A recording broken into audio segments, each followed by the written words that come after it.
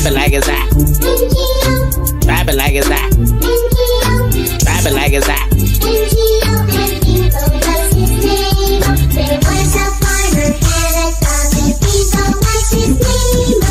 Drop it like it's hot. Drop it like it's hot. Drop it like it's hot.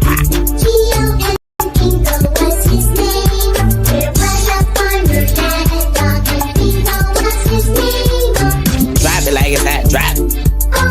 Drop it like it's hot. Drop. Drop it like it's hot. Drop.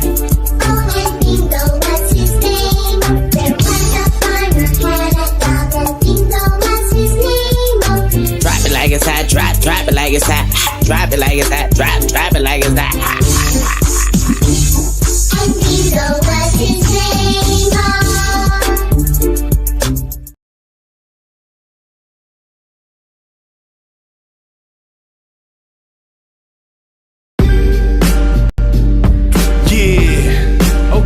EXP, shout out to Silly Grin, back again on the beat, beating you in the head with that hard shit. The fuck you know about that? Y'all ain't ready for this. The fuck y'all thought? Get him shot. This that boom bap party, shooting down the target. Send my regards to his mother and his father. Consumed by the demons, I purge it from my conscience. Load another clip, let it go, I got a monstrous flow hysterical, let him know we act retarded. This a crucial conflict, these bars sick as nauseous. As AIDS is real, as apes is Congo. As deadly as Rambo on the sights of a longbow. Harm your frills with my bars so ill. Guard your still, run along and squill. If a frog gon' tell, then a bra gon' smell. You see on your breath, puzzle look on you still. What you saying, dog? Money wasted on an outlook that's doomed. Got you pacing long, look on your face like it's not a chance with Sean. EXP swing with my squad. This beat is straight sickening. So when we spit this nicotine, physically addicting. So listen till you're sick of me. I script critically acclaimed. Nods for the underground, lyrically insane.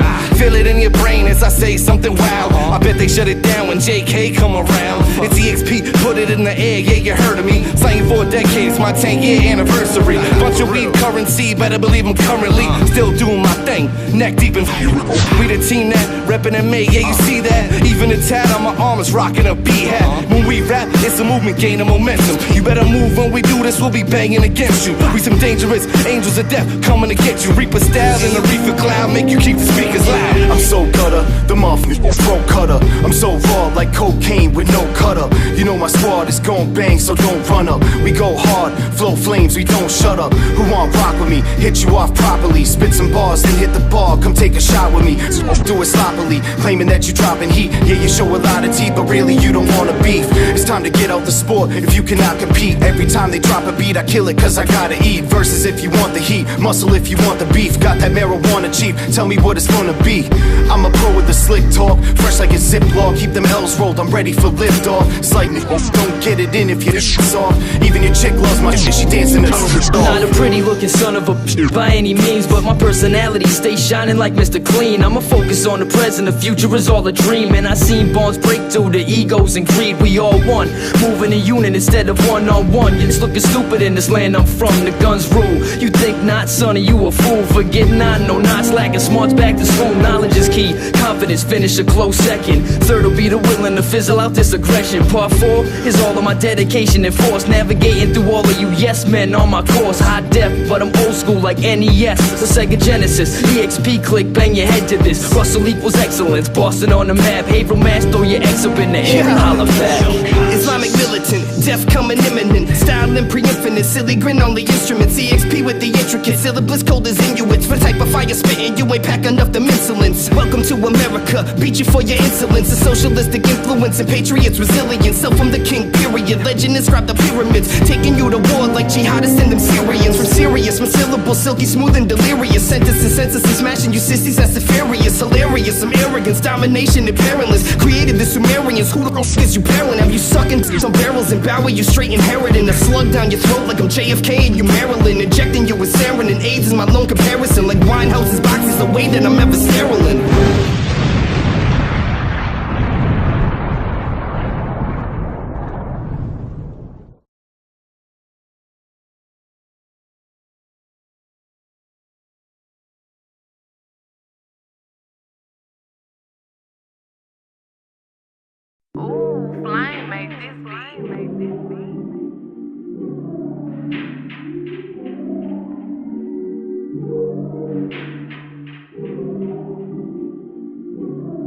Flame made that beat.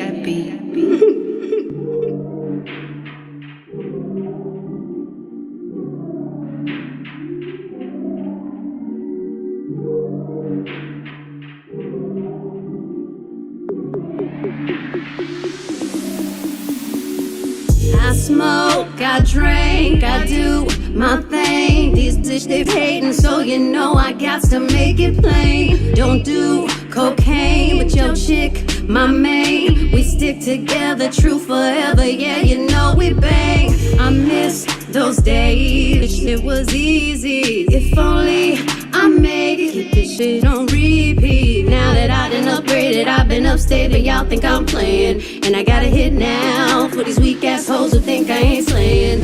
Try me, and I'll probably end up laughing, cause I never back down. I'm that chick with a clean ass whip, I don't need that ish, cause I got my own now. I get hurt, I get tired of fussing, fighting, guess I gotta crack down. Don't mess with me, cause on everything I'ma have to bring the whole city out. Try me, and I'll probably end up laughing, cause I never back down. I'm that chick with a clean ass whip, I don't need that shit, cause I got my own now. I get hurt, I get tired of fussing, fighting, guess I gotta crack down. Don't mess with me, cause on everything I'ma have to bring the whole city out. These hoes, they know I'm on, it's my show. I know I'm better, Gucci sweater, Louis V, my bros. I chose this road, cause I know I'm cold. I'm on a level you can't handle, you can't steal this flow. I swear I want people to feel me, but I don't care if they don't, cause this is the real me. How can I give up? It's not enough to make them stop what I'm saying. And I gotta hit now for these weak ass hoes who think I ain't slaying. Try me, and I'll probably end up laughing, cause I never back down. I'm that chick with a clean ass whip, I don't need that shit, cause I got my own now. I get hurt, I get tired of fussing, fighting, guess I gotta crack down. Don't mess with me, cause on everything I'ma have to bring the whole city out. Try me, and I'll probably end up laughing, cause I never back down. I'm that chick with a clean ass whip, I don't need that shit, cause I got my own now.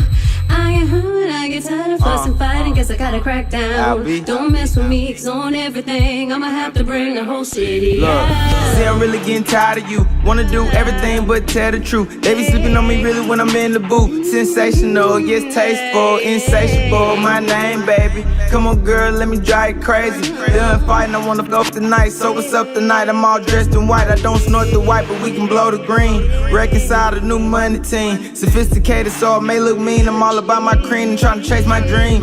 God got me, so I'll never stop. Keep it real, never turn and pop. Ambitious mind like I'm Pimple Pop. Longest Cam got us, we'll never flop. Try me, and I'll probably end up laughing, cause I never back down. I'm that chick with a clean ass whip, I don't need that shit, cause I got my own now.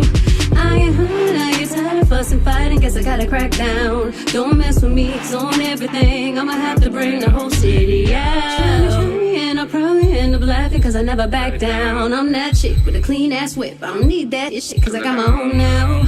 I get hurt, I get tired of fussing, fighting, guess I gotta crack down. Don't mess with me, cause on everything I'ma have to bring the whole city out.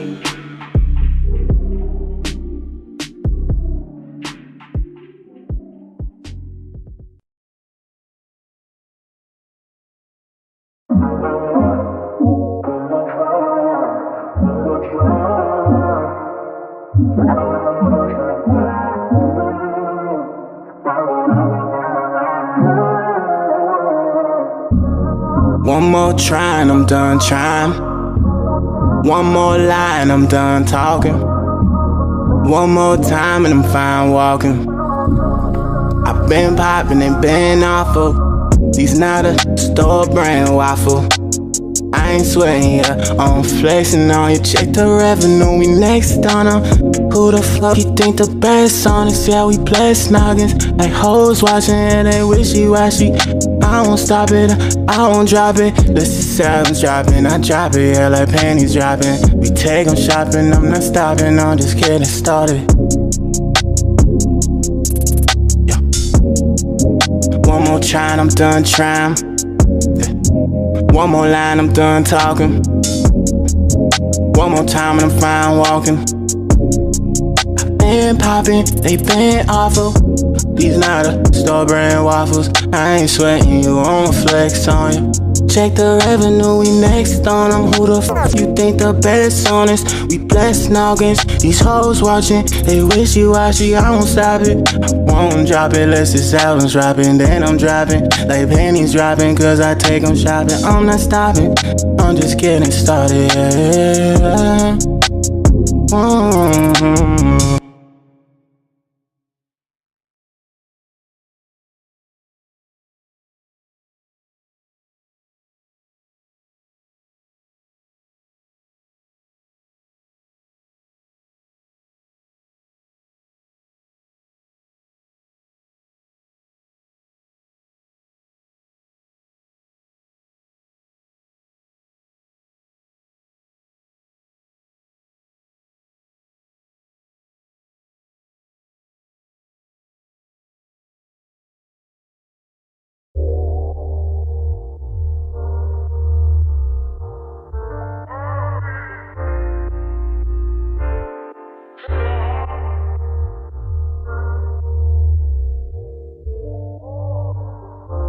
Go ahead and call me a coward, say that I'm not strong because I'm not like you.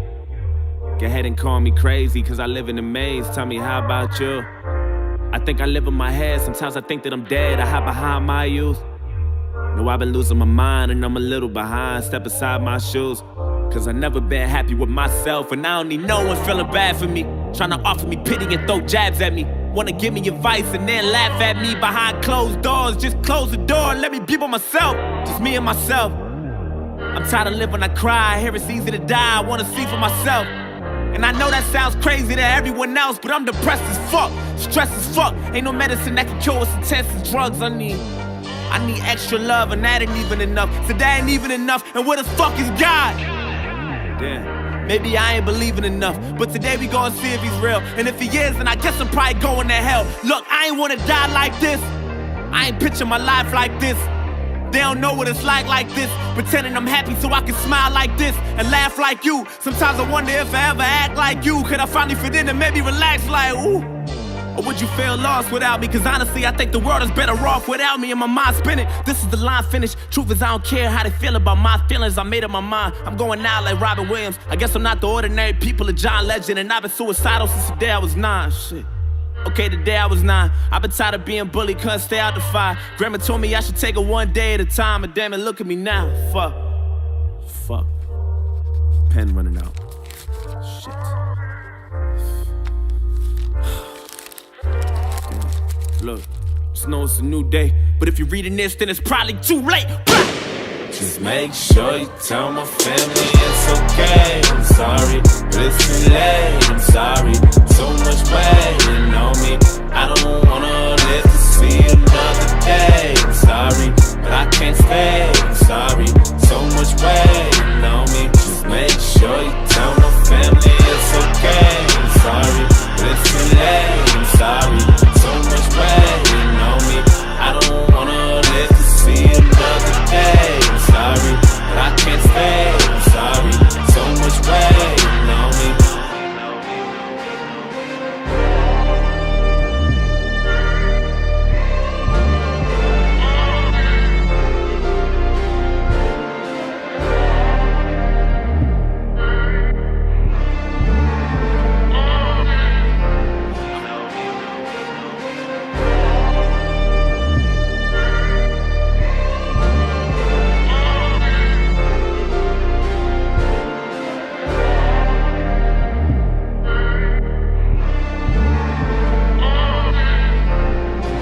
What you wanted, I hope you finally happy. It's too late for you. Been going out of my mind. You don't know how many times that I done prayed for you. I hope you hear me, goddammit, cause I got so much shit that I wanna say to you. I used to shine, now I'm all in the dark. I remember I used to tell you to follow your heart, but goddammit, look at you now, it's all your fault, how could you? Maybe it's my fault, I should've paid more attention to what you been doing. Maybe I should've been more of an influence. I can't believe that you're dead. I read your letter and all I could do is have mixed feelings about it. But I'll forever be attached to you. Damn, Part of me feels bad for you. A part of me feel like you weak and I'm mad at you. And I don't mean to be insensitive, but I don't understand how we couldn't prevent this shit. You took the easy way out. God damn it, you did. I mean, look what you did. I'm so fucking upset. How could you be so selfish? Nigga, how could you be so selfish? Now you're gone, you done left me so helpless. I wonder what God thinks. I hope you in God's place behaving yourself. Yo, what the fuck you gotta say for yourself? Look, I really feel lost without you. I hate the fact you think the world is better off without you. And my mind's spinning, this is the line finish. Truth is I don't care how you feel about my feelings. And I'd be lying to you if I told you a fine listen. I know that you can hear me, all I need is like 5 minutes. I just wanna reach inside the casket and pull you out. I'm sorry, this is something that we both couldn't figure out. I wish I could hear you now. Is your soul missing? I wonder if you could do it again, would you do it different? Tell me what death is like. Was it meant for you, Brody? Did the heavens support it? Are you fucking happy now? Did you get what you wanted? Isn't this what you wanted? I feel the temperature falling and you've been suicidal back then, you were not. Yeah, even back then you was not. We was living on the edge, couldn't stay out the fire. Grandma told us we should take it one day at a time. And damn it, look at you now. Shit. But it's a new day, and if you can't hear me, then it's probably too late. Fuck! Just make sure you tell my family it's okay. I'm sorry, but it's too late. I'm sorry, so much waiting on me. I don't wanna live to see another day. I'm sorry, but I can't stay. I'm sorry, so much waiting on me. Just make sure you tell my family it's okay. I'm sorry, but it's too late. I'm sorry, so much waiting on me. I don't wanna live to see another day. I'm sorry, but I can't stay. I'm sorry, so much waiting on me. Just make sure you tell my family it's okay. I'm sorry, but it's too late. I'm sorry, so much waiting on me. I don't wanna live to see another day. I'm sorry, but I can't stay. I'm sorry, so much waiting on me. Just make sure you tell my family it's okay. I'm sorry, but it's too late. I'm sorry, so much waiting on me.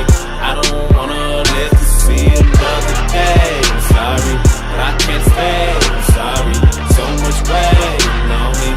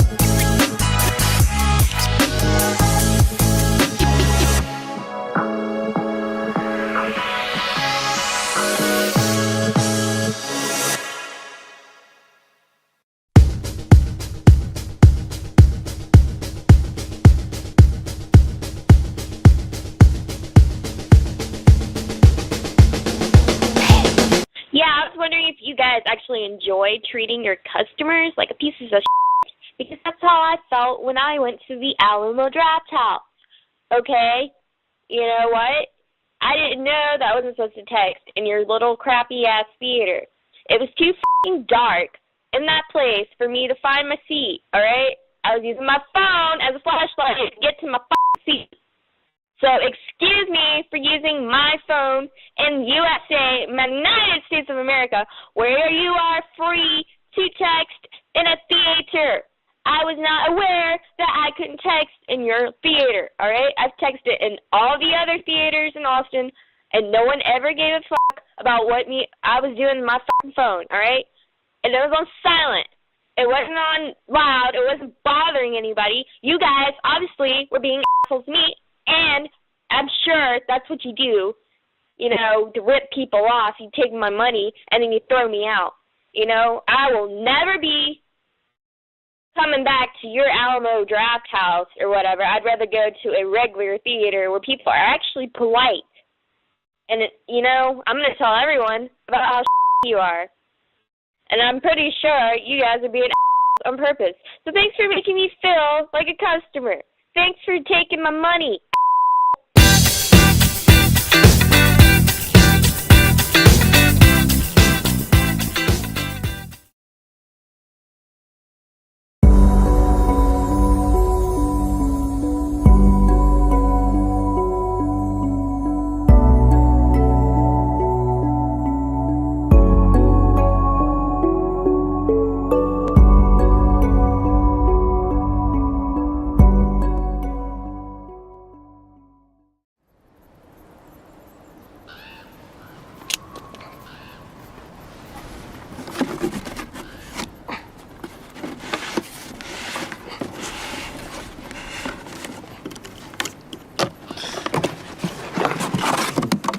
chocolate.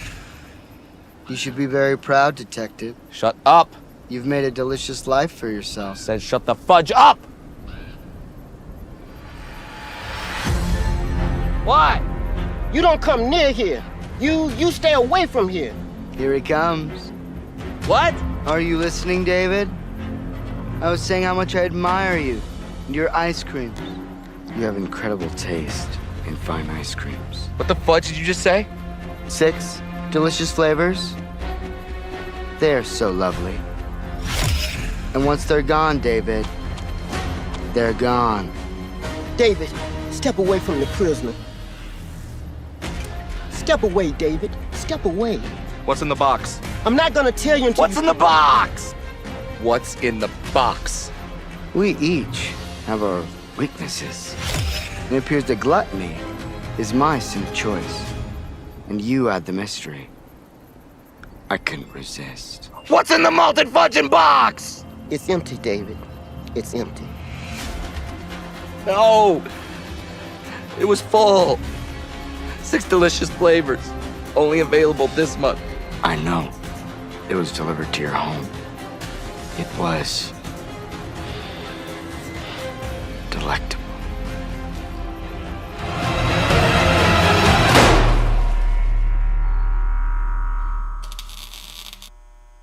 Do you think anybody's gonna get, like, offended by this? Just tall white Karens. Monotony. It comes in all shapes and sizes. Dull, tedious, just plain boring. But what is this? A contender, perhaps? Something unboring by the looks of it. Jabs right at dull, an uppercut to tedium, something that keeps you on your toes, keeps your head on a swivel, a knockout punch to your old, boring workouts. Welcome to Fight Camp.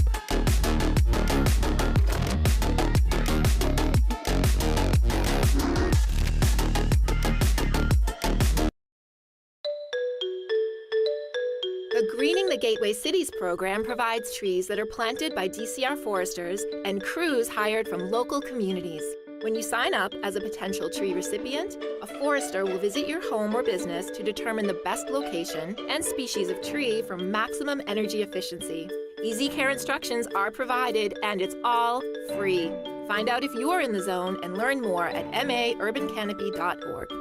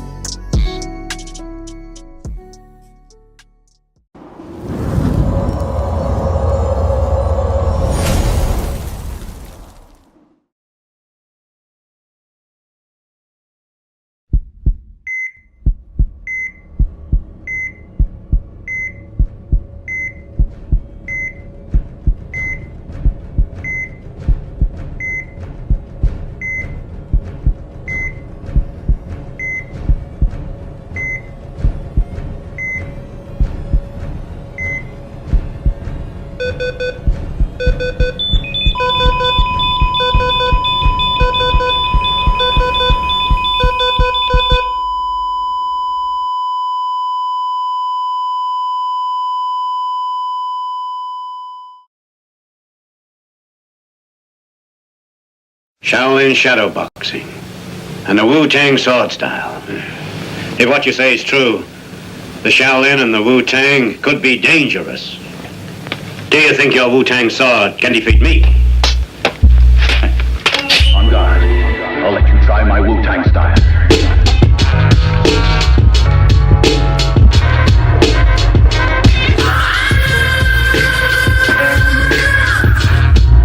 Same with you. Same with you.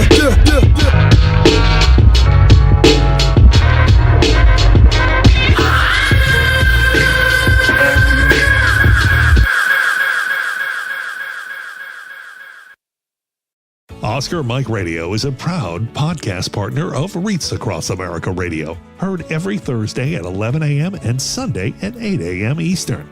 They're also big supporters of the nonprofit I Got Your Six, Two Lives at Once. And with every wreath you sponsor through Oscar Mike Radio, $5 goes back to this great organization dedicated to making a difference in the lives of veterans, law enforcement, firefighters, and first responders battling PTSD.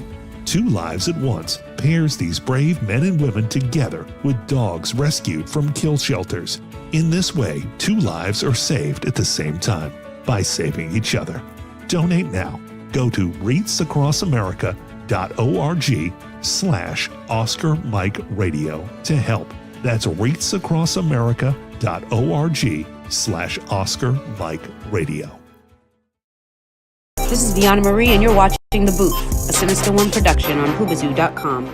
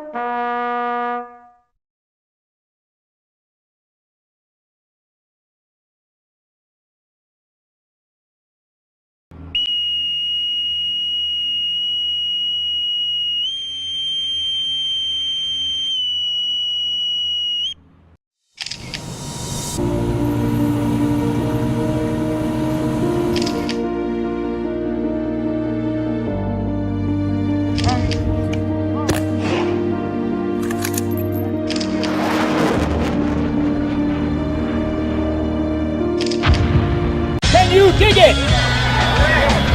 Can you dig it? Yeah. Can you dig it? You like some motherfucking action heroes in it. Yeah. This is destiny. This is madness.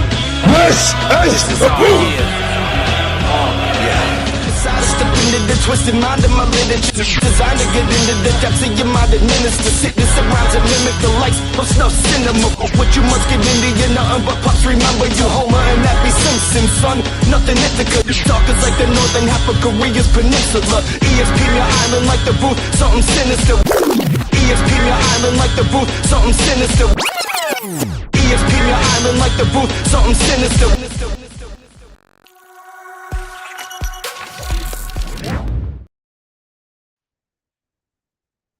All right, it's your boy Sinister One broadcasting live from the City of Champions. You are watching The Booth, and it is, November 18th. Next week is Thanksgiving. Greens, beans, potatoes, tomatoes. Oh my God, I got my first guest already here with me. Let me thank my guest for last week, Matty C Sports for me. He was on, he was talking about, this training for marathon. Let me get into my sponsors real quick. MDB Electronics. If you need a controller, Xbox controller to get fixed within 24, 48 hours, send it out to him. Call of Duty is out there. The new Call of Duty came out this past week. Co-op campaign. Your controller has to be on point. Get it out to him. Get it fixed. My artist, Veana Marie. Her music is out there everywhere. 494,000 streams. Support Boston artists. Veana Marie, It's Personal was her last project. Blacklisted is the next project she has coming out. Tactical target systems, those are those zombie targets that you see me with when I go down to the range, those life-size zombie targets. And then I Love Boston Sports, black-owned business. Make sure to head down to South Shore Plaza, check him out. He's got all those t-shirts that you see Patriots players wearing, Celtics players wearing, all these Bruins. Make sure to go down there and check out my man Malik Williams. I love Kimberly Ann Empowerment Photography. Ladies, if you want to take some pictures that you never thought you'd feel comfortable taking, reach out to Kimberly Ann Empowerment Photography. That's my artist, Veana Marie. Picture there. And then another black-owned business, Underwatch Protective Services. My man Daryl Smith. If you need any type of mobile patrol, foot patrol, armed guards, unarmed guards, event security, or private security, reach out to Underwatch Protective Services. He's got some nice contracts. He's doing some colleges in the area. Great stuff. And then my guy, Called Larry, Handyman Services, 774-826-6549. And before we get into my guest in the news booth, this topic is every week here on the show. Catch this man, Da Vinci Leonard, 22 years old. He is the guy that shot the two people outside the urban area here in Brockton. We have two people already in jail for trying to harbor him. They no bail for these people. So guess what, people? If you're hiding this guy or not giving up information, you can be held accountable for these murders. But I got my first guest on with me, and I'm not being cool. I'm not trying to be cool today with my Yeet sunglasses on, my Jay Usos on. I'm not trying to sit here and be cool and regulate. As you guys know, last week I showed you guys I have a chalazon on my eye from a blocked tear duct, and it's really big now. I go in for surgery next week. The show will actually be on Monday. So I'm here tonight with my first guest. This is a guy, damn. We're going way back. Louis Bello, way back. Abbey Lane started his residency. Louis reached out to me and says, hey, Keith, I need you to come down and do your ring announcer thing for me.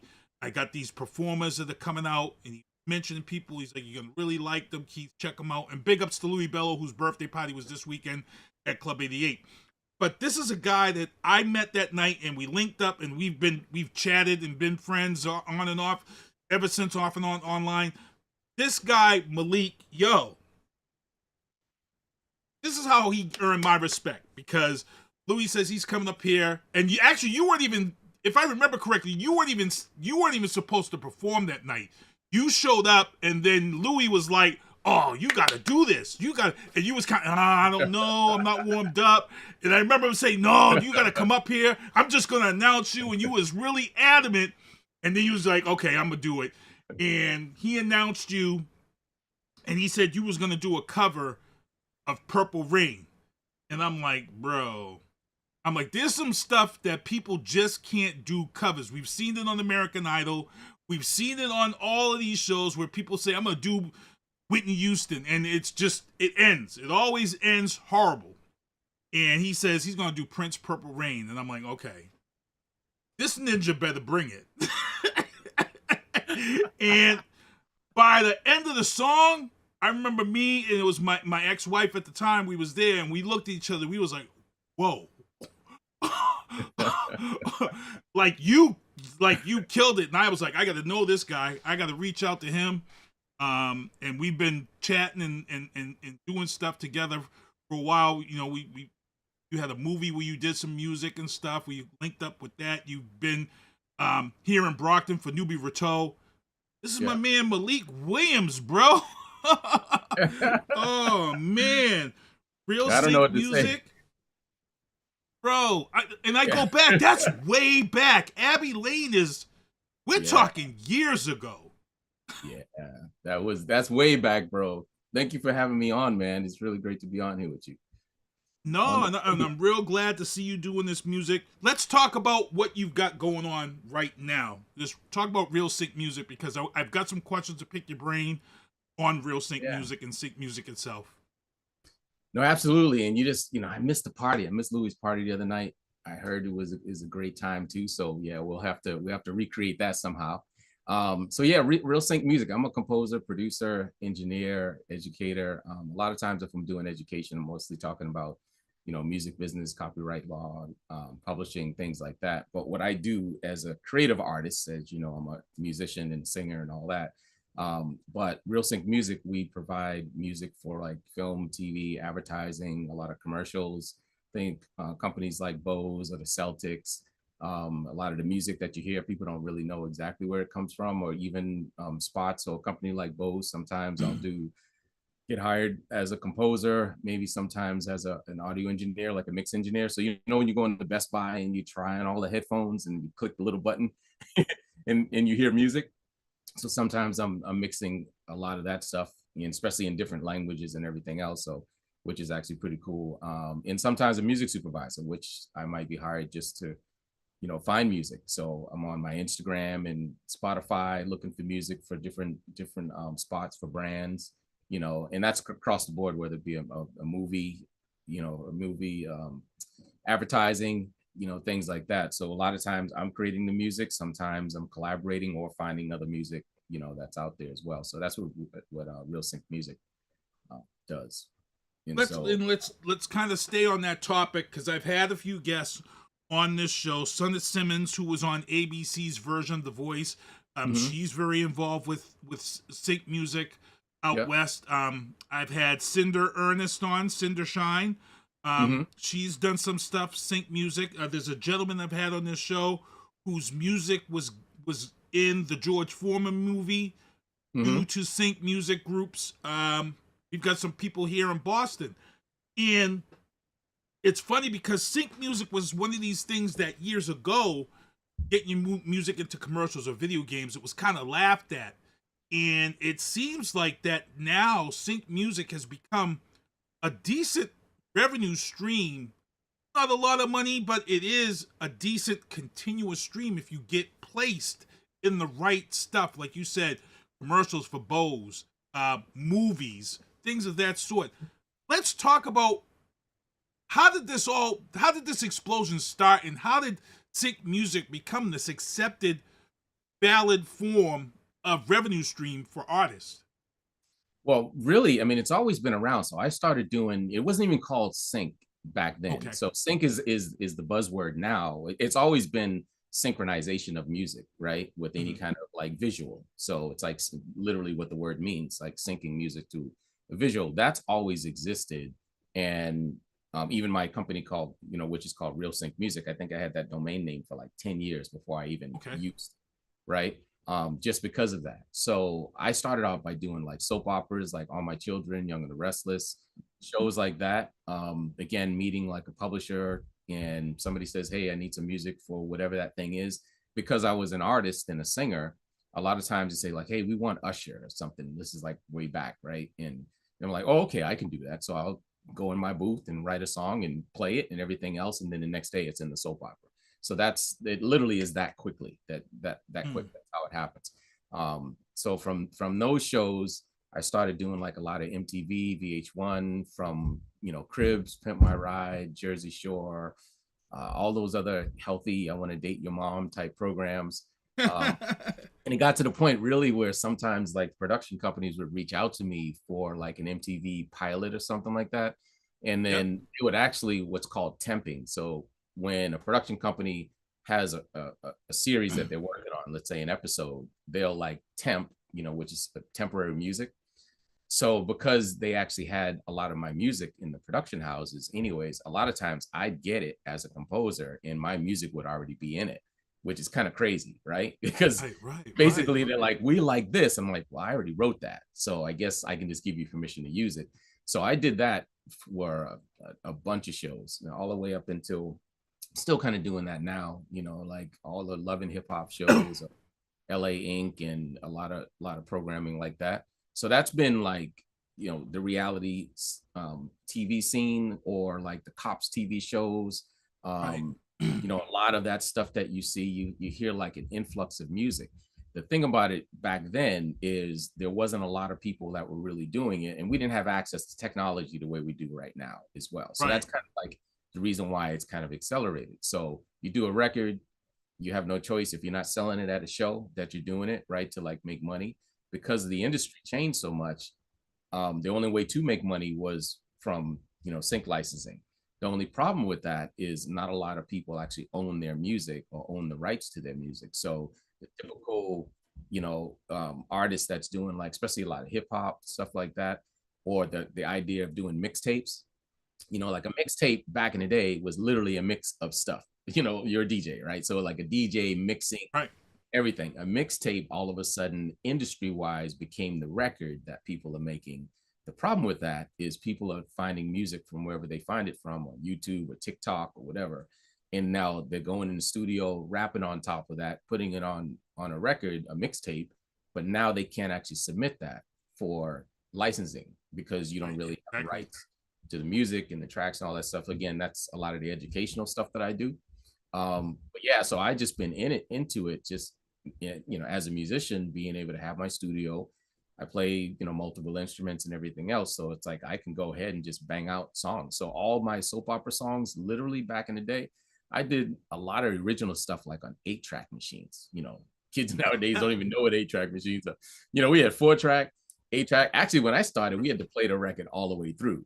You got to play the keyboard part all the way through, play the bass part all the way through, singing vocals, right? Like I used to use my 8-track and do like 30 tracks of vocals, right? Just from bouncing vocals back and forth, So nowadays we have DAWs, digital audio workstations, Pro Tools. I use Studio One now, but there's so many of them. Cubase, Logic comes in everyone's Mac or GarageBand. So everyone has access to these tools to create music. But the business of music is really the big deal when you talk about like, how do you make money in music? And unfortunately, a lot of people don't pay attention to that. I'm an artist first, right? So like nowadays I got to use both sides of my brain. Most artists only use one side of their creative brain and that's it. And so that's one of the issues and that's the reason why I do education and mentorship and all the things you might see me doing, just because we're gonna get into that. And it's funny because he talks about how far back this was, and I remember when I was on AM radio on WXBR, I had found these two girls in Canada, Carmen and Camille, twins, and they came to America. They came to US for a local show here in Boston. And at that time, they were young. Their father was their manager. They came to the station. And nobody really knew them, and they were like, hey, we're trying to get our music. And I said to them, I said, hey, I watched this show called Smallville. And Smallville at that time, one of the things about that show was that it featured music from these indie artists who were kind of unsigned. And at the end of the show, it would tell you who they were and their music was. And if you wanted to submit it. And I said, hey, this is something you might want to do. And they ended up getting their music in the Hills on MTV, which blew them up. And they were singing national anthems in Canada, LA and stuff. Yeah. And, they're still doing music now. And it's funny that you talk about how long this was ago. And, I tell some people that I know in the music industry that they're always complaining about not being able to make money this way or that way. And they're counting on shows or they're counting on sales. And it's like, hey, the sync licensing is there. Just all these little snippets and things that you might think of that it may not fit you in what you're putting out as an artist, but it may fit something else, Put it out there. Get it, write it down, create that beat, create it, because you never know. Like the kid that I had on this show, who got his music into George Foreman, the music that he wrote that the sync licensing picked up, he said he had wrote it like 10 years ago. Yeah. And so no, that's the thing. It's a crazy thing.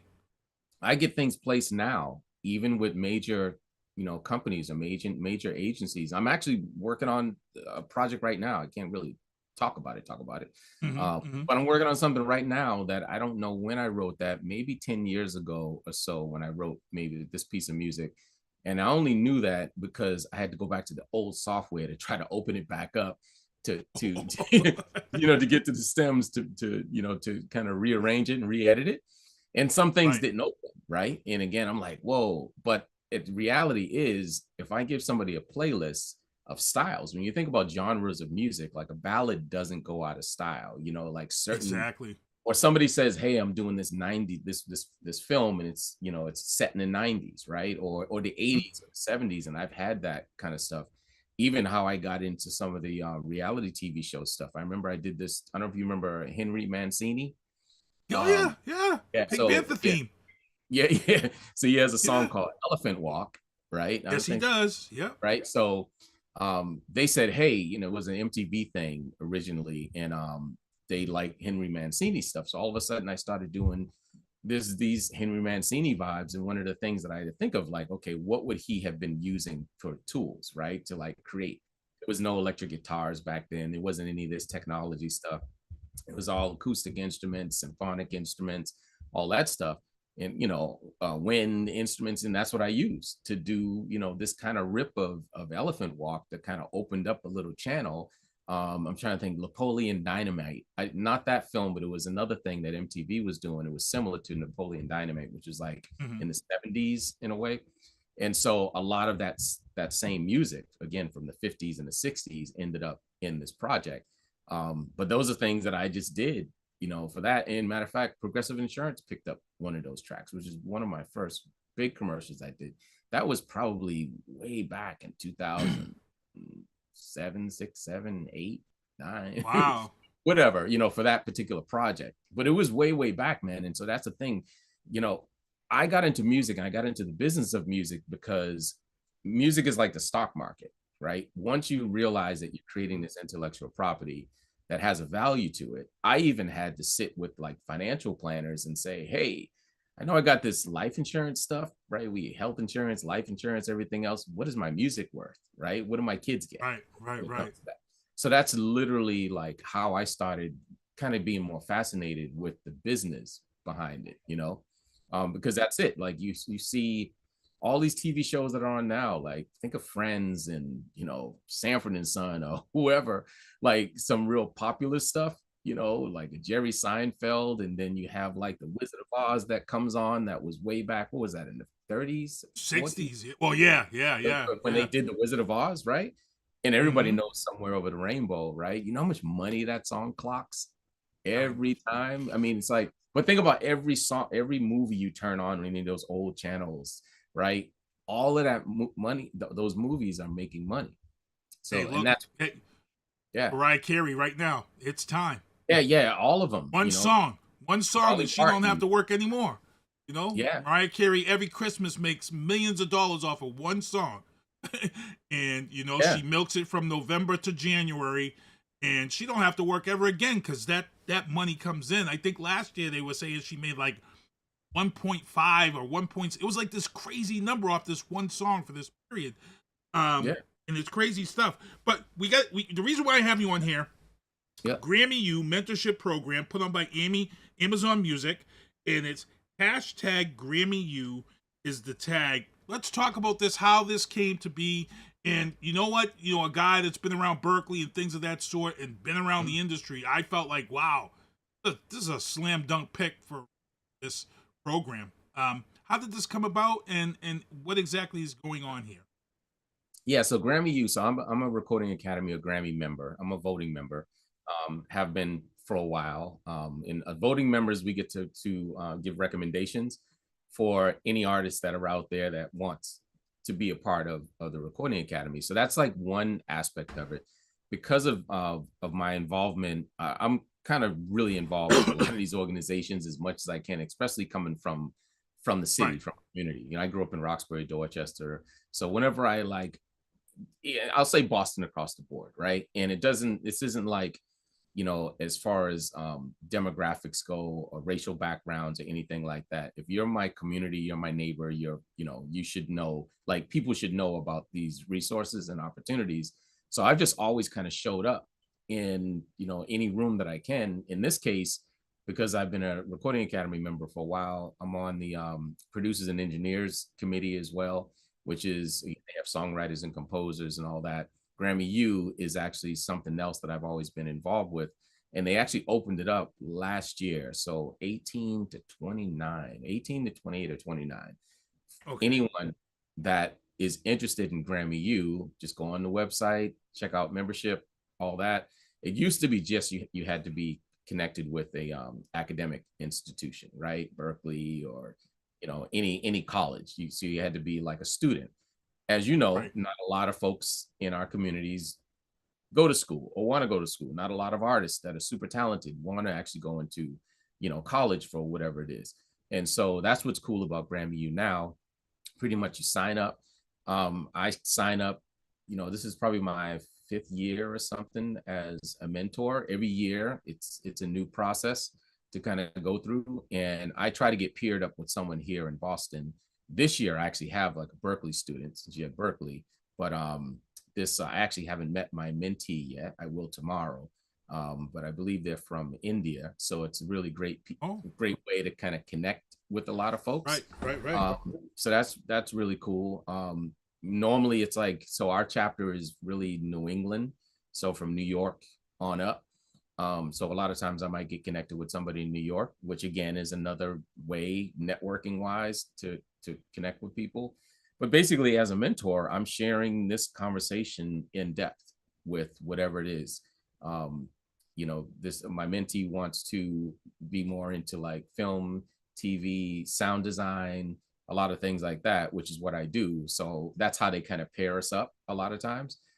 I'm kind of across the board when it comes to like, you know, the creative side as well as the technology side. So I always kind of have fun, you know, and that's just how this program works. And it's real like it's a peer networking mentorship collaboration. And my goal is for my mentee to not only have access to me, but have access to my whole network, which hopefully sets them up. So we're talking about film and TV, you know, it might be something I'm working on, might be something that we collaborate on versus just being an intern, right? So you could be an intern on something, but, you know, if she's a songwriter, if we choose to like write something for a project that I'm working on, well, guess what? That accelerates her career just like that to get those credits, which is the goal. And I try to do that across the board. Like you don't even have to be like Grammy U, just for the record. Grammy U is a great opportunity because it's structured. Again, it's New York too. You know, it's opportunities to get into New York, to do some things, but there's Grammy chapters across the whole country and outside of the country. But once you're involved with Grammy U, or once you're a Recording Academy member, like a Grammy member, you have access to everyone around the whole country.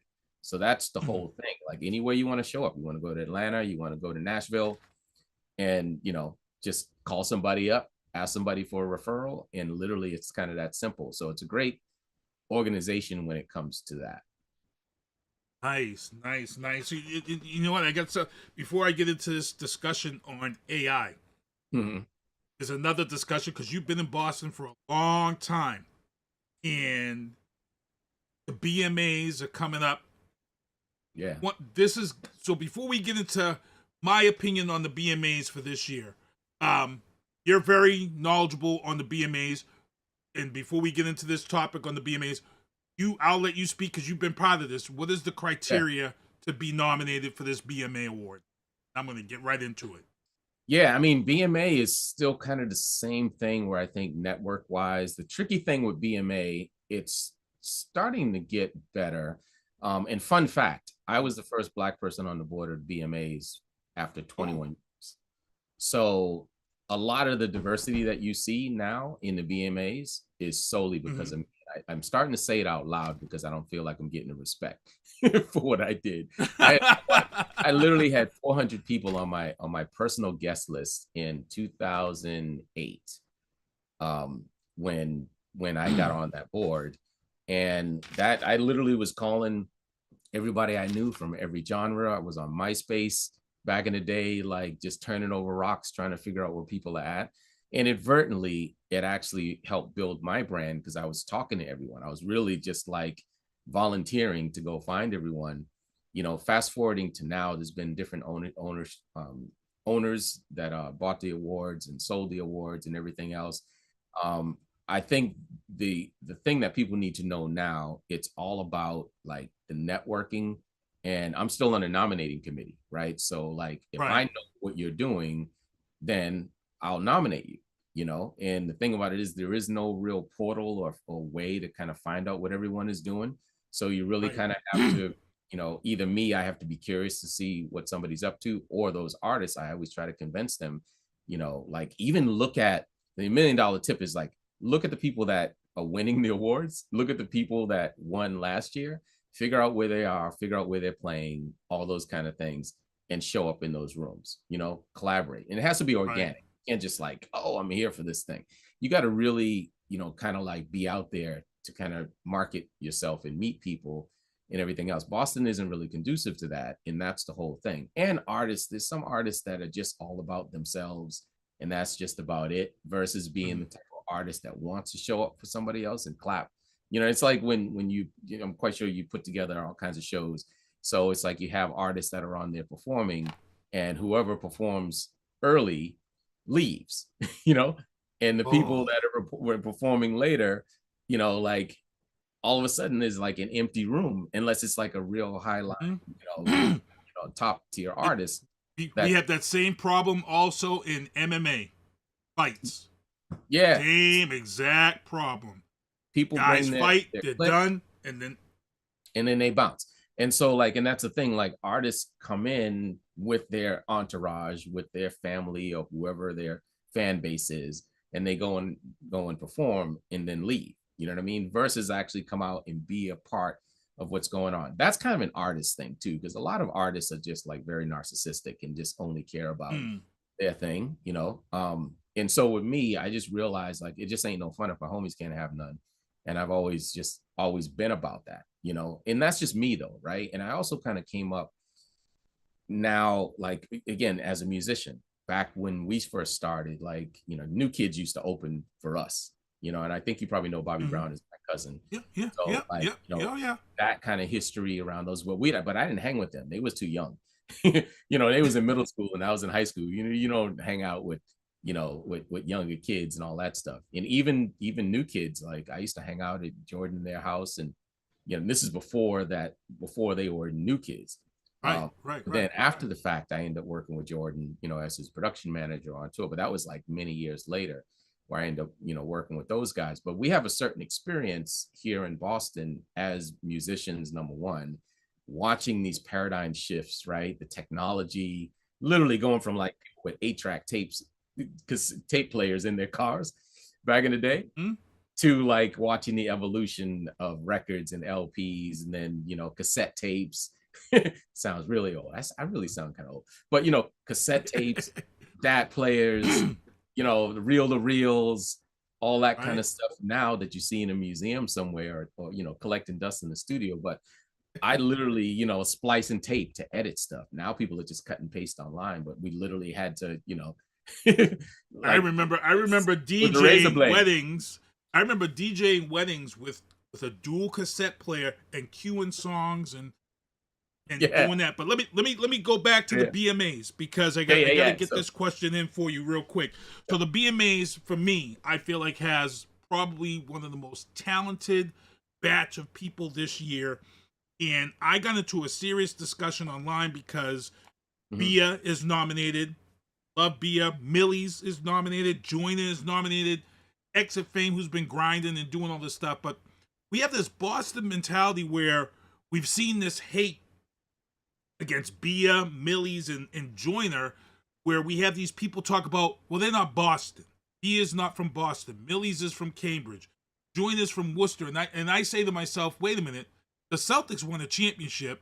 We all take them and accept them and represent them as Boston, but Jaylen Brown's not from Boston. Jason Tatum, you know what I'm saying? And I hate the fact that we kind of shoot ourselves in the foot and don't support. Bia, Millie's, and Joyner are here to put Boston on the map so everybody can eat. So I was at the BMAs 2 years ago when Joyner was nominated and he got booed. And I'm like, why are people booing? And somebody said, well, he's not from Boston, he's Worcester. And I'm like, look, the man is putting Boston on the map, bro. You gotta support that. And I hate that, bro. I hate it. So what the issue is, and I don't know either of them personally, right? But I do know, New Kids. I do know, those guys from back in the day, right? And I think it's just an evolution of what Boston has bred. And I say this out loud all the time. Boston, there isn't one person in Boston that I know of right now that has had any type of success with the ability to kind of help someone else, pull somebody else up, that kind of thing. Nobody has done it. And I'm not making an excuse for it because I don't agree with it at all. I don't agree with, I've heard stories about some of the artists that you mentioned that, people have tried to encourage them to do things here in Boston. That's all kind of hearsay because I haven't met folks yet. But what I do know is some of the people that are around them that are from Boston, right, do not encourage their participation in Boston. So therefore, there are people that just come in, they go out and do their thing, they go party or whatever, and not for nothing, like, I don't know, maybe it's because I'm older and I'm more mature and everything else, but I'm not down to just go out and just, in a smoky room partying with someone without a mission. You know what I mean? Right. You know what I'm saying? Like, in other words, if you showed up And if I was in there and if I knew Bobby, let's say somebody in my network, I mean, there's a bunch of people that are here, but like as far as, or, you know, if I'm in a room with Bia or whoever it is, and I knew her, if I don't say, yo, do you know Keith? He's got the booth. You should go on his show, right? Because I know them. Right. I'm supposed to be putting you on, right? And that's my job. That's the way I look at it. That's my job, to be able to put you on. It could be the governor. It could be any of these things, the Grammy folks, right? Where we do something locally here. And by the way, anytime you see me doing something, if I haven't said it before, just show up, bro. You're always invited. Right. You don't need nothing. You don't need membership. You don't need none of that stuff. Any of your listeners that want to show up someplace, yo, just hit me up. I'm on Instagram, all the rest of that stuff. Just show up, because the people that are interested in being in those rooms sometimes don't get the okay and don't get the invite, the open invite, right? And so I'm involved with a lot, right? From the governor on down. You probably know I got appointed to one of the governor's councils. That's right. Right. Yeah. That's not an accident. You know, I'm in tap with Mayor Wu. Wow. Different people in the city out here in Brockton. Well, I'm in Randolph, but in Brockton, as you know, but all the way down, because the council that I'm on is statewide, right? So now I'm the only audio, film, TV, media production person that represents in arts and culture in the whole state, right? So I have access, and I turn over rocks literally. I show up in rooms, I listen, I jump on Zooms and hearings, I show up at the State House, because I'm always in search of like, who else is here doing this thing? Am I reinventing the wheel? Right. But at the end of the day, if I'm in that room, bro, I'm going to keep my foot in the door. Especially if I know you're coming. But if I don't know you're coming and you're like, yo, it's like nightclub, right? Like, yo, I'm at the rope. I got the rope. Just, you're going to wait in line. Am I going to watch you wait in line? You just think about it. Right. That's not the etiquette of how we are like in community. The problem is a lot of that stuff goes to people's head. I say it all the time. It's like the Pied Piper, right? Folks come in town, you get all these little mice that are just there trying to just figure out how to chase after this artist or this celebrity person who it is, regardless of who it is. Like, we don't have evidence of anyone here in Boston or anyone here in the state, to your point, right? With the Celtics or whatever. We don't have anyone in the state saying, hey, you know something, there's some dope artists down here. Hey, Mr. Celebrity and Mrs. Celebrity person, let's go there and go introduce ourselves, right? Let's go find out who's doing the podcast in the city that we can actually go bless their podcast and go using an excuse just to go meet people.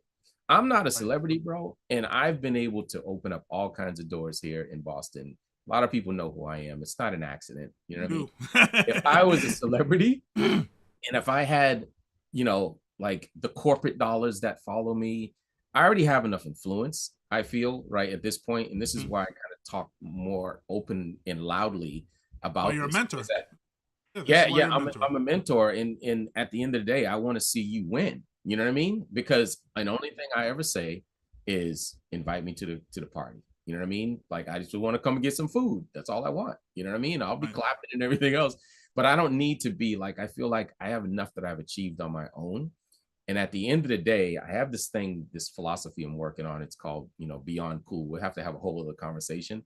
But when I'm talking to people, especially, let's say if I'm talking to you, you're cool, dude. You're doing a bunch of stuff.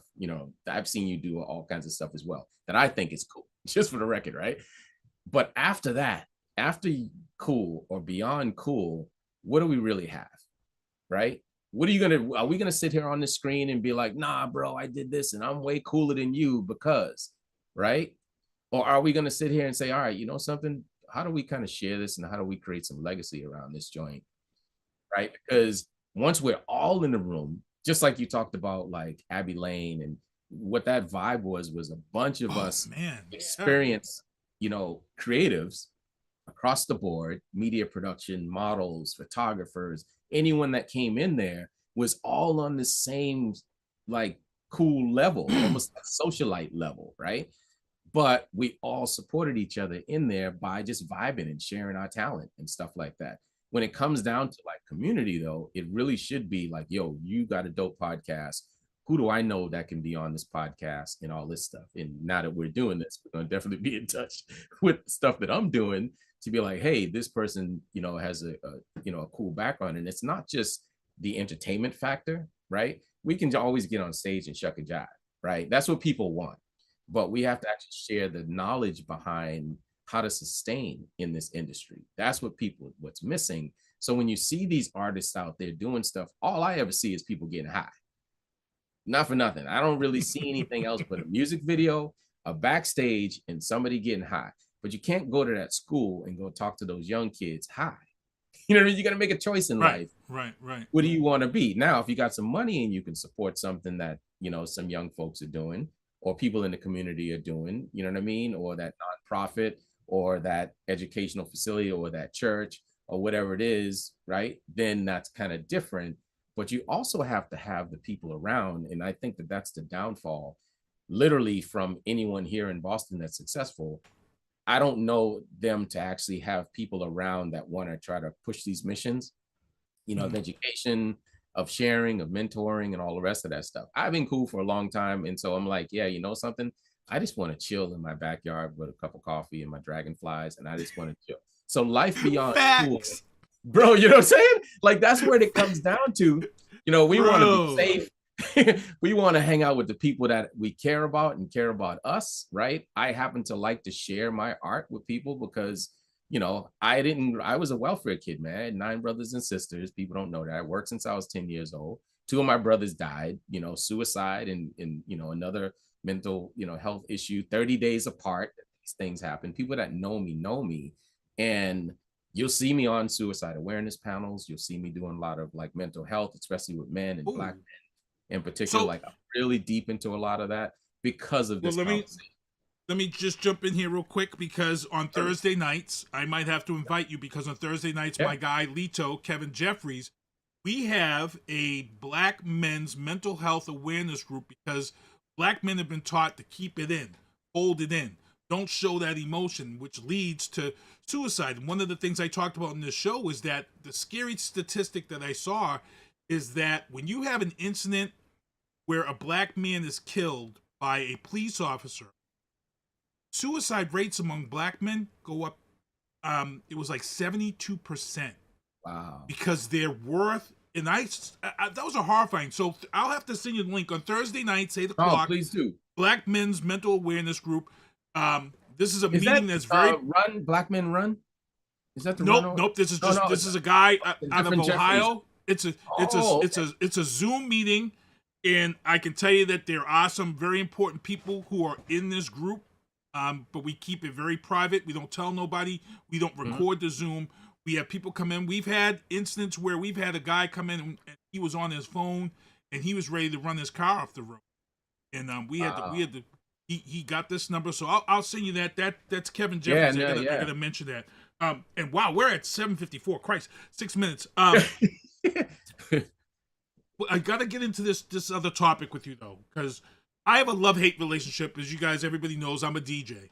And AI is really hitting the music scene fast, furious. I want to say, I don't know if you agree with me, I feel like AI is hitting the scene quicker than we can keep up with it and learn about it.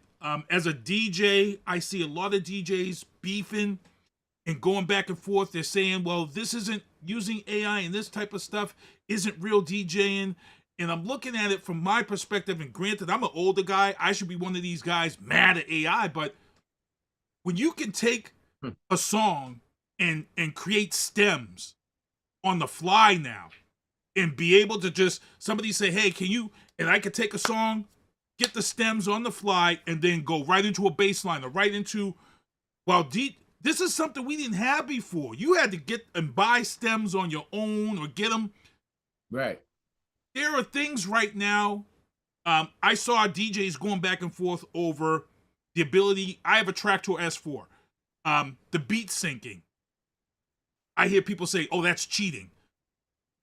These are the things that we complained about for years, that you had to sit there and count 1, 2, 3, 4. You had to count out your H. You had to count out your... And now we've got this where it's on the fly. Like I said, I do kids' parties. And now when I do kids' parties, I'm out on the floor. I've got a SpongeBob mask. I can go out there and kind of be a little bit of a performer, not just spinning tracks. Yeah. But that also boosts my business as Sinister One Productions when people say, hey, that guy Keith Hayes He did my kids' party. Oh my God, he danced with the kids. Your thoughts as a producer and somebody, because I know this, you also got to have this love-hate relationship with AI right now. It's crazy. I do, and it's funny. I just saw Jimmy Jam say something. Jimmy Jam. Man, legendary, right? Yep. And he was on. I actually saved it. It was a YouTube thing. I didn't have time to watch it. It's like over an hour. But somebody asked him, what he thought about it and everything else. And he started talking about the evolution, almost what I was talking about, like technology. But he was looking at tools like synthesizers when those came out, right? To make different type of sounds. And they're like, well, you're taking jobs from the players, right? So you'd need a string player, you'd need a guitar player. Now you can do it on the keyboard. And he was like, well, this is kind of like where it's going, and I get it. I'm of the belief now, again, like even in my position where I could be vulnerable, as far as AI goes, somebody can go ahead and give a prompt. But this goes back to the education piece, right? You have that artist that's out there now, Xania, I think X. The AI artist? You talking about AI artist? Yeah. Yes. And so I start seeing her doing these interviews. Now I know my educated opinion of that is that Sonos, which was the software that she used or was used to do all this AI stuff, they're kind of like the leader right now in a way. Now I think that we're seeing her out there because Sonos found out or knows legally that they can't go out and put the song out there. They can put a song out and become popular. Anybody can do that. That's like the mixtape, right? You can put a mixtape out there and be popular. Do you own that mixtape, the intellectual property? Sonos can put it out there, but because of law, like the copyright law, and this is my Grammy involvement and stuff, we do a lot of advocacy, right? When it comes to bills and trying to get things into law. Now you can't go and put a song out there and earn money for royalties of it unless it's an actual human, right? You can't actually take an AI, all the software to have people demo your songs and change voices and all the rest of this stuff. Sure, you can go ahead and do it from a demo side, but the origin of that copyright has to be something like the melody, lyric, and all that makes a song has to be created by a human, right? Is it going to be people saying that they did it? Yeah. But for the most part, that's what's going on right now. All of a sudden, AI, this artist gets signed for $3 million. And I'm reading all this stuff online and listening to her interviews. I'm like, not only is this girl like, she's trying to say that she wrote those songs. She didn't write them songs. You know what I mean? If she wrote them songs, you're going to be the person to say like, hey, I wrote this song. Then you're not going to not have your name on the record. Sonos, or that AI artist isn't just going to be out there like, oh, look at me. I'm just an AI artist. No, this song was created by someone. So you'd be able to read online, even, wherever, iTunes or wherever you're going to find the song, you'll be able to read who the songwriters are. You can just Google the song and it's going to come up who the songwriters are. So what happened though, I believe, is that they put the song out there, it got some traction. They got this good looking Black girl, that the AI girl, right? That was a fake girl. And all of a sudden they found that they couldn't make money. Now they have to go find a Black girl that kind of resembles this other girl that's really not that smart. And she's out there doing these interviews. And if anybody knowledgeable is listening to her and be like, she doesn't even know, the whole point is like, who owns the song?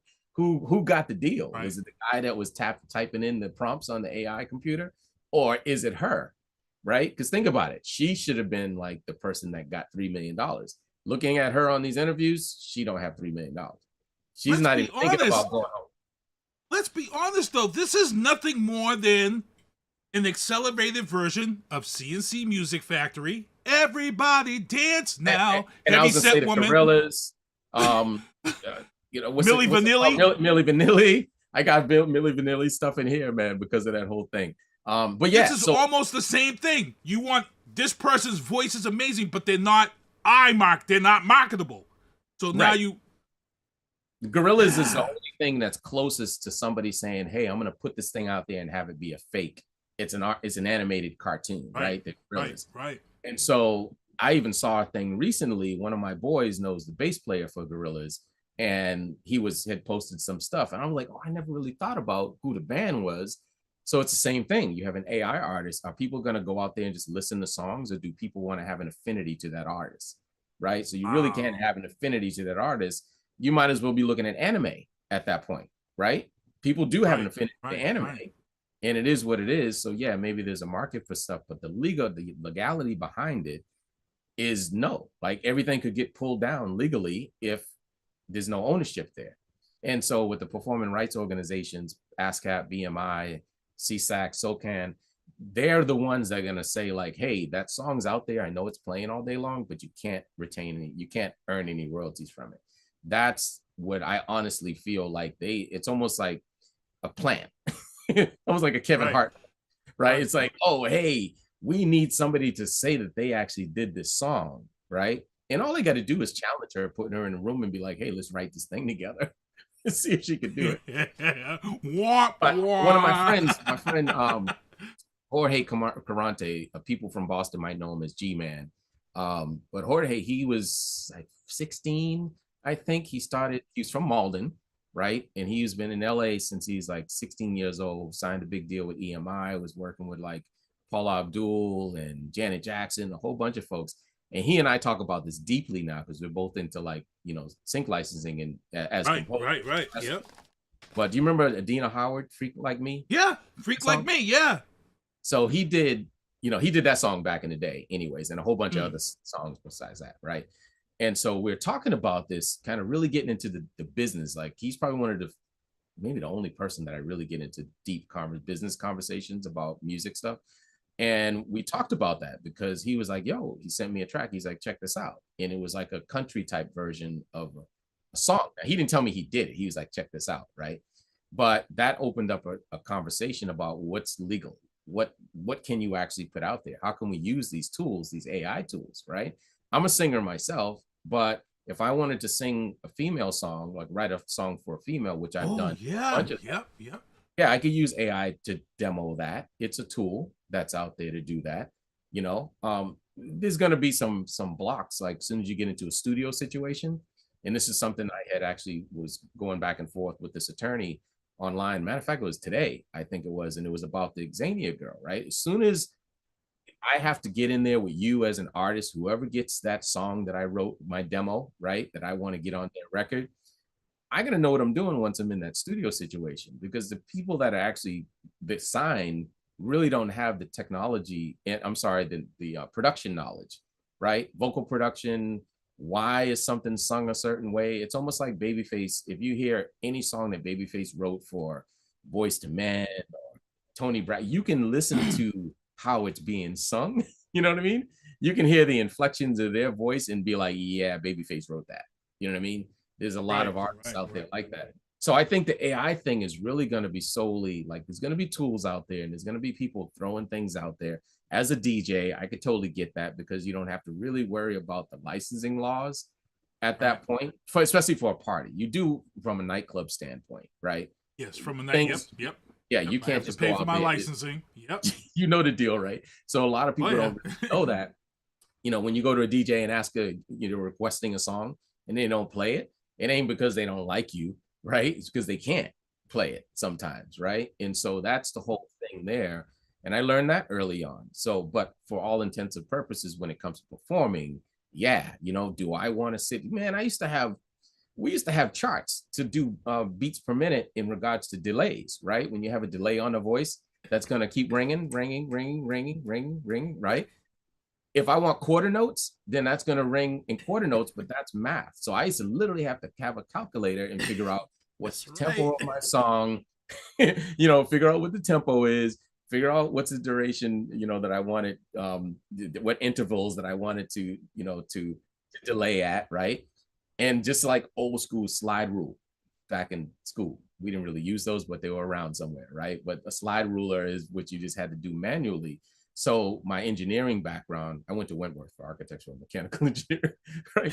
By the way, but that's the only thing that made me, I was like, oh shoot, that's why I took all that math in school, because I actually do delay times. Now, all you got to do is drag a piece of audio on top of a DAW, and then it's going to clock it for you right then and there. You know what I mean? So There's still a lot of science, and Timeless, a lot of math, a lot of engineering behind it. But at the end of the day, am I going to complain because they gave me that feature? No, it's the same thing as AI. We just got to kind of figure out what lane that we're in. And I see the dudes out. I see DJs and people out there complaining about some stuff. I'm like, bro, you don't want to go. It opens up so much more. Wow, we're at 8:06. Bro, we could be. This should have been. We should have been on the beach somewhere, right? And, we could talk about this stuff all day. Yeah, so I had topics that we were going to talk about, but I'm just going to mention them because I got to get ready to get out of here and get into them. But one of the topics I do want to mention is that the Barrow, Alaska, as you guys know, Barrow, Alaska, as of today, they go into 62 days of night, no sunlight for 62 days, and all I can think of right now is have that because I saw 30 Days of Night, the vampire movie. And you can keep that. That's not about me.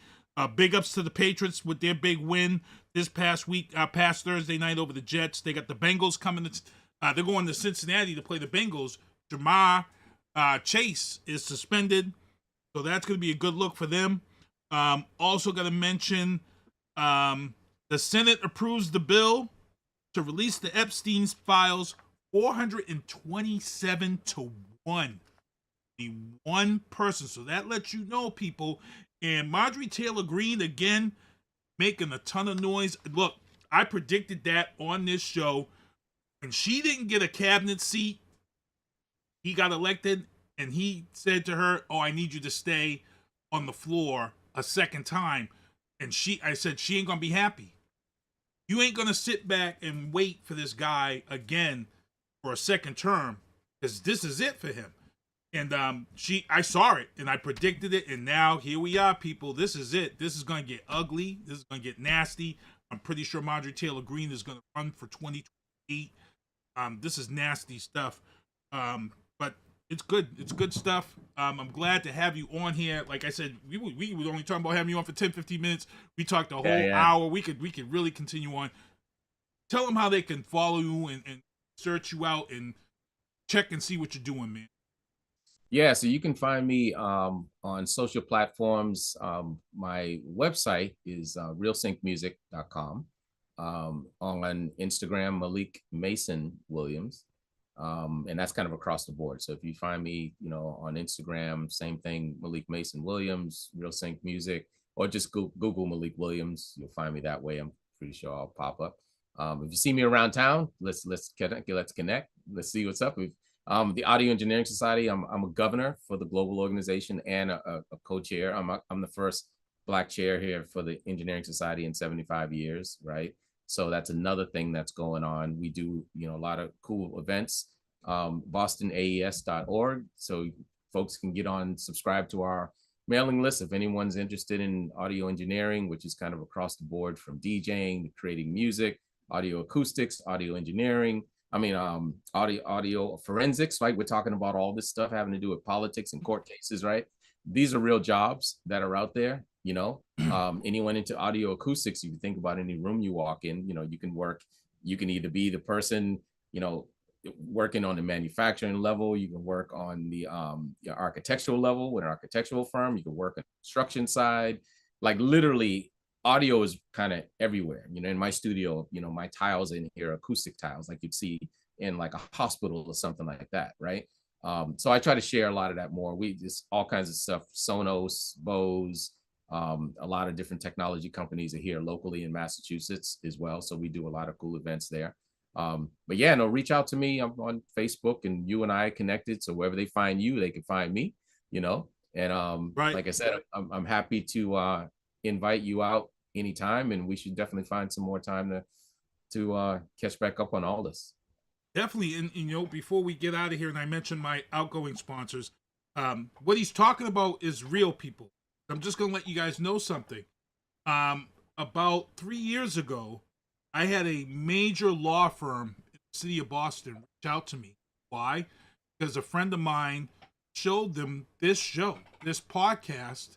And at that time, 3 years ago, I do some slick editing. People who watch the show, they know I do editing. And here's what happened was, there was a major case here in Boston in federal courts.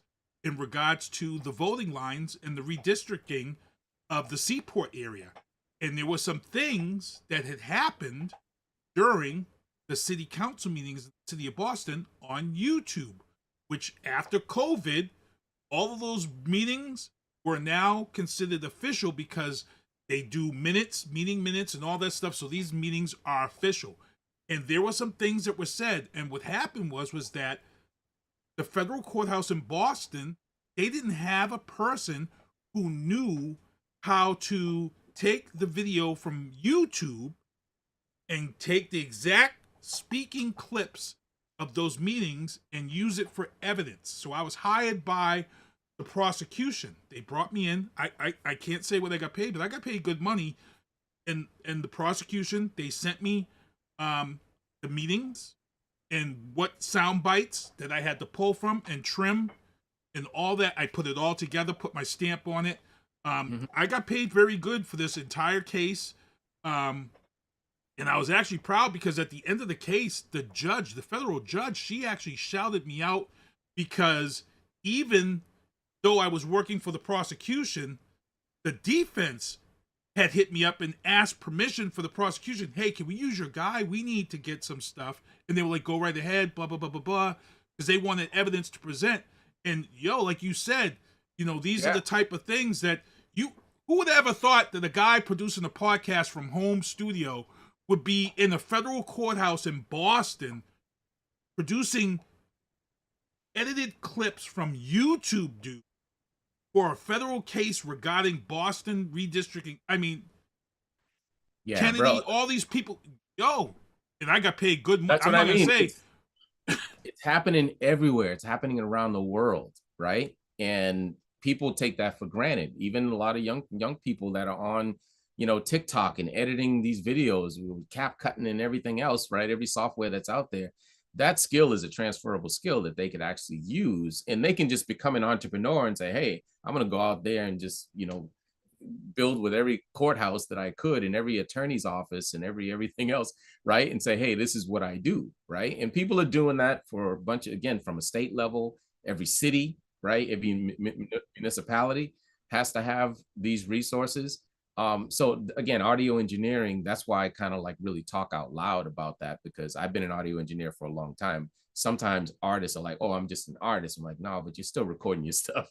You might not be really good at it, right? When it comes down to however your ears, like as far as the talent behind it, but you can still learn these things. So a lot of kids that get in trouble, and this is kind of one of the main things, right? I'm from Dorchester, Roxbury.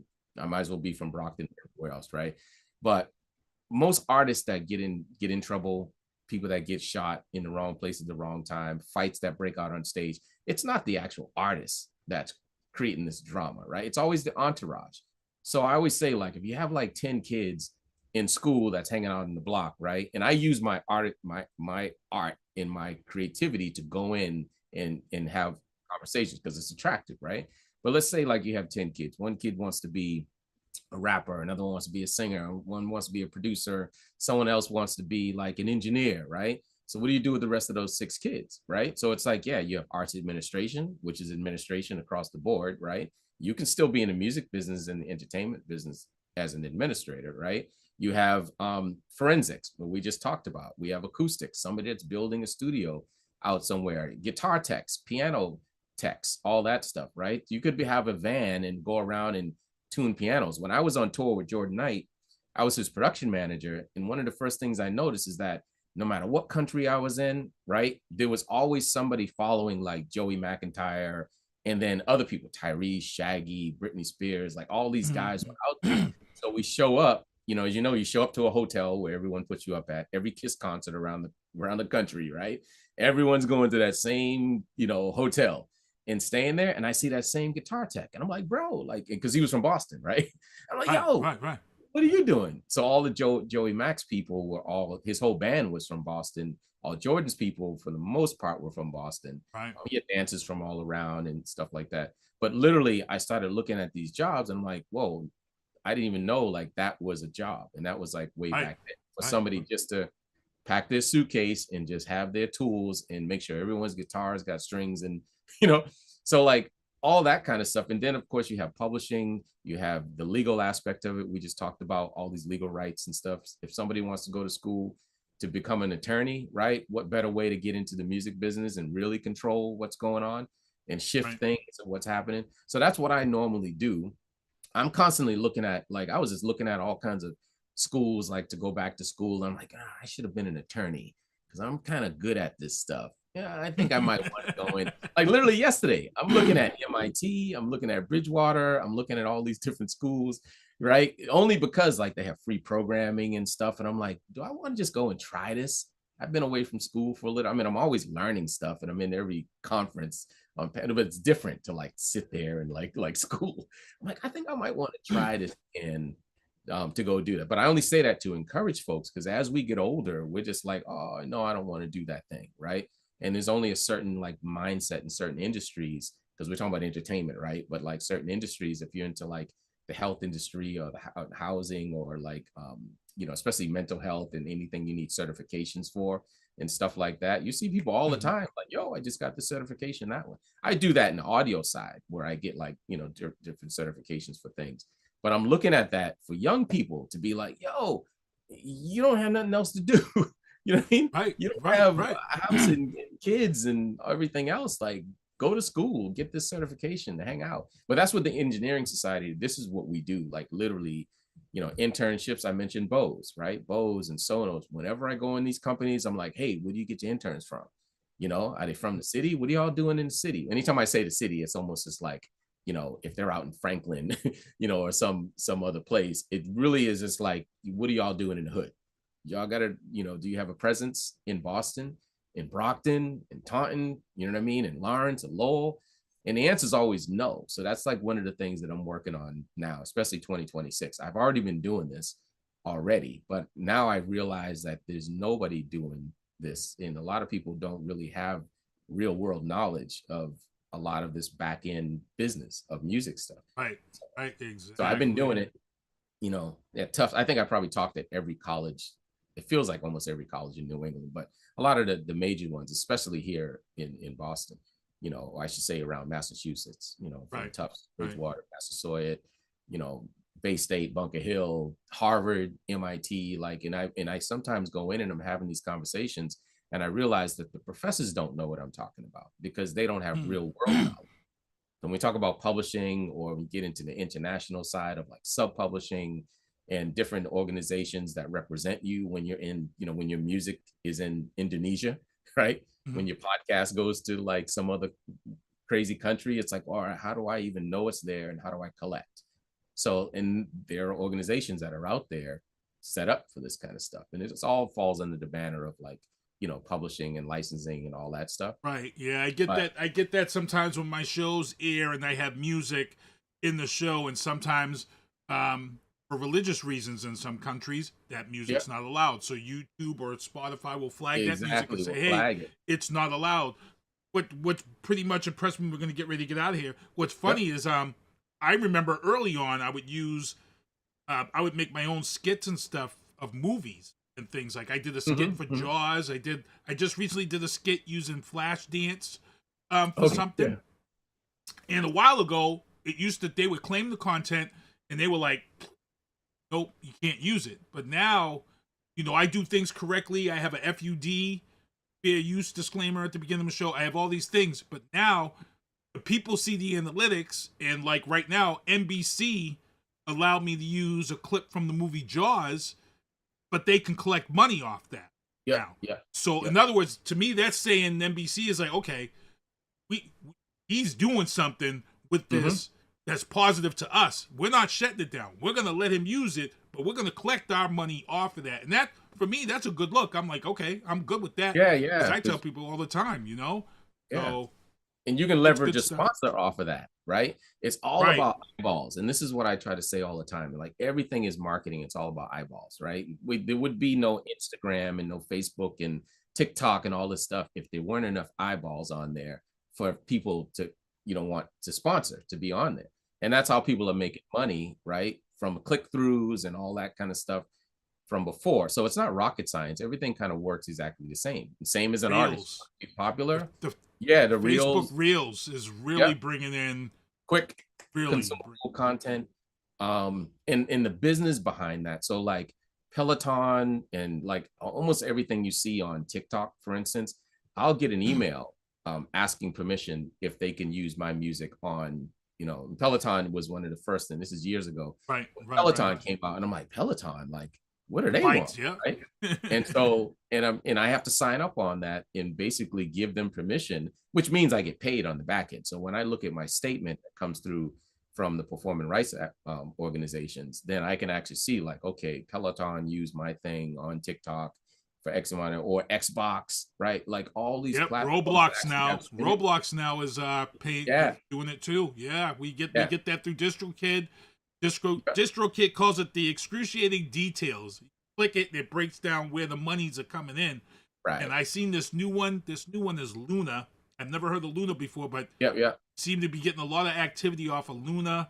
So people, it's out there.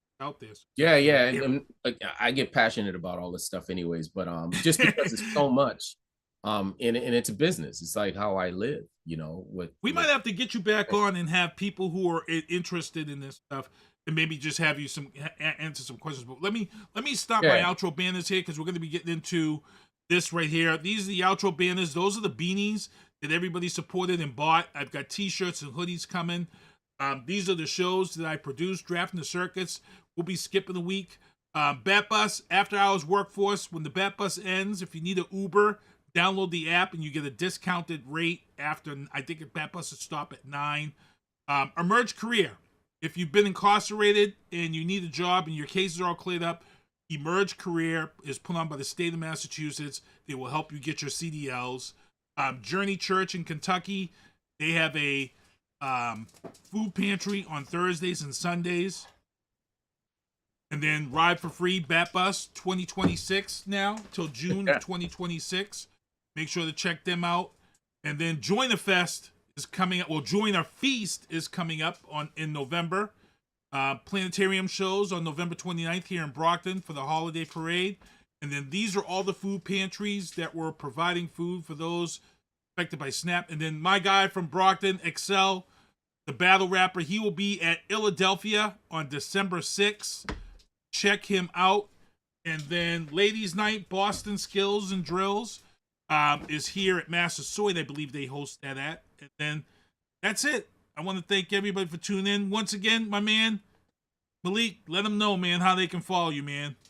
Yeah, catch me on my socials, Malik Williams, Malik Mason Williams on Instagram, or realsyncmusic.com, RELSYNCMUSIC.com.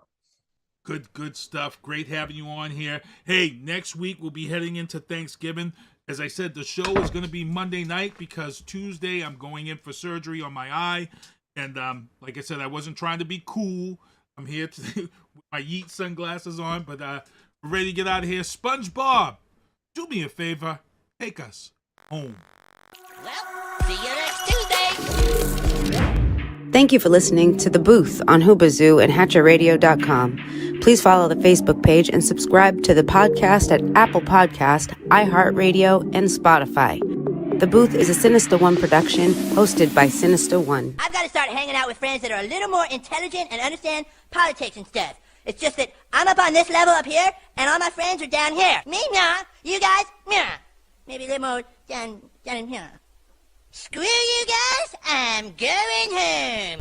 I smoke, I drink, I do my thing. These bitches hating, so you know I got to make it plain. Don't do cocaine with your chick, my main. We stick together, true forever, yeah, you know we bang. I miss those days, which was easy. If only I made it, keep this shit on repeat. Now that I done upgraded, I've been upstate, but y'all think I'm playing. And I got a hit now for these weak assholes who think I ain't slaying.